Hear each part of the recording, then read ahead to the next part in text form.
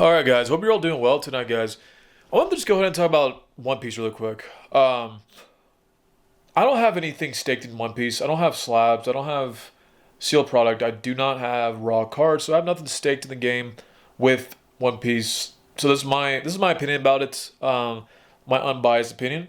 Since I'm a person who's exposed to TCG literally on a daily basis, when all the singles that I have, all the sealed product that I have sold, you know, and all the prices, all the price swings and the volatility of the markets of TCG, I will definitely say that I have a pretty unique perspective compared to most people, because most people don't have TCG stores, so most people are going to have more of a bullish, I would say, mindset behind other TCGs, which is natural.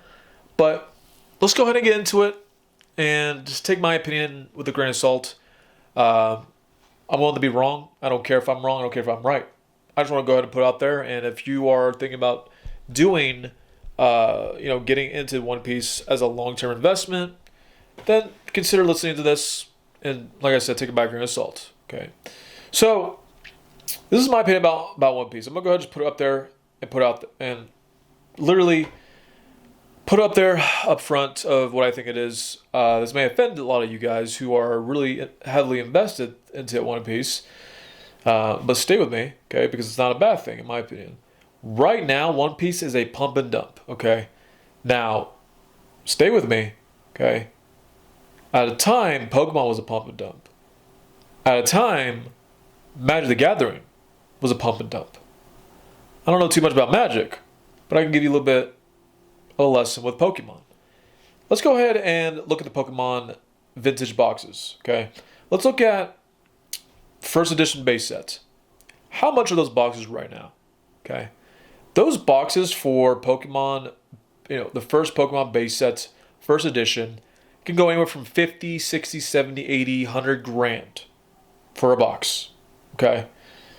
The reason why those boxes have appreciated to that level is because when Pokemon first dropped, when Pokemon was a new TCG, okay, the Wizards of the Coast, which was the company that was printing Pokemon, okay, there was no loyalty, there was no fan base, none of it ceased to exist. The fan base that we see right now, that we have right now, did not exist.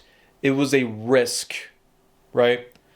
And with risk, your odds of failing are extremely high, and your success rate is very low when you are starting up something, a business, a new project, right? That's why it's called a startup. And when Pokemon first launched, they obviously short printed pretty much their first market cycle.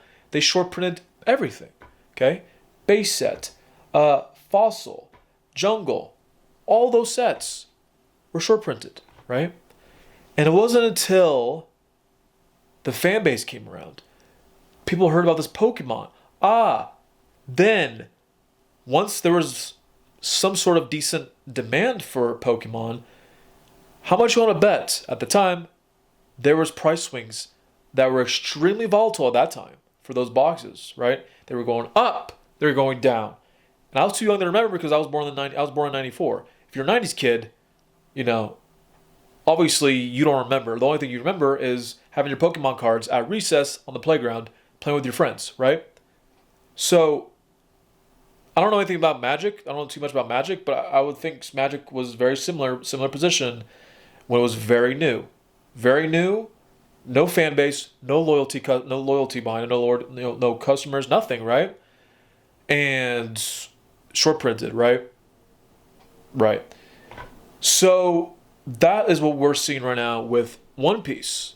Is it's short printed, okay? It's a new TCG, which is incredibly normal for a new TCG.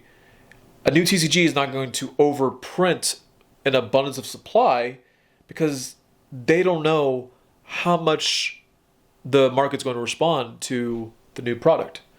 So right now, One Piece is a pump and dump due to the price volatility on a lot of different singles, a lot of different booster boxes, and that's completely normal.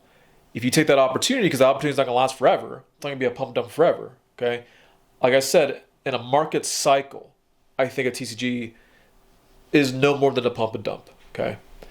Now let's talk about what happens after a market cycle. Okay, so my opinion, like a market cycle, is a 4-year bear / bull market. Okay, you have exposures to both bull and bear markets. Okay, One Piece, if One Piece survives the market cycle, okay, it came out in 2022, December 2022.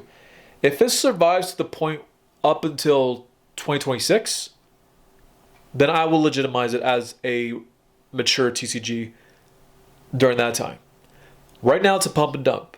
Like I said, price volatility is very, very wild, up and down, and depending like what side you are, depending like what side you are on that volatility, right? You're able to probably capitalize on some free tendies, right? Now, my last point. This reprint of One Piece is going to be extremely... I think this reprint of One Piece is going to be a make or break for this TCG. Bandai is known for creating dead TCGs. Dragon Ball, great example. Dragon Ball is a dead TCG. And I'm talking about the old Dragon Ball. I know like the new Dragon Ball has some legs. But the old Dragon Ball, a lot of hype, ended up dying out, okay? Dragon Ball is an extremely humongous fan base behind the anime, but it failed on the TCG, right? Same thing with One Piece. One Piece is a humongous, even bigger than Dragon Ball in terms of the anime. But it could fail, right? We don't know yet. Could fail. And this reprint is going to basically make or break, in my opinion, okay? The reprint got pushed back from June. I guess it was supposed to come out the next couple months, but it got pushed back to December of 2024. So it doesn't matter whether if it comes out in June or December 2024, the reprint is going to make or break. Bandai has to get it right. Bandai has to be in between, not too much, not too little, okay? And that's easier said than done, but it's extremely difficult, especially when you're a new TCG. Pokemon doesn't have that issue. Magic, don't know too much about Magic, but I know with Pokemon has it down to a science, right? Now, like I said, Bandai has to get it right. If they print too much, the prices all are going to just sell off, right? The prices all will sell off. You're going to see 50, 60, 70% losses, dips in the slabs, the raw cards. Then you'll see 40, 50% collapses on the booster boxes, right? Now, if they print too little, then it's going to be way too expensive. The prices are just going to continue to go up. Eventually, the market will just say, okay, we're done. We're not going to buy this anymore because this TCG is just way too expensive, way too overvalued, and there are other cheaper TCGs that are way more mature than this, right? So Bandai has to get it right with the reprint, okay? And we will see what happens to One Piece, whether if it will fail with this reprint or if it's going to succeed after the reprint, okay? Right now, it's all hype. You just hear bulls, okay? You hear bulls saying that this thing is the next big TCG, this thing is the next yada, yada, yada, yada. It's going to compete with Pokemon, it's going to compete with Magic, yada, yada, yada. Look, that's fine. You can have that optimism, okay? But as a bear like me, I'm skeptical. And I'm calling it a pump dump right now because you get free tendies, depending on like what side you are on, like I said, on that volatility. Hope you guys learned something today. I'm out. See you guys in the next video. Peace out, guys.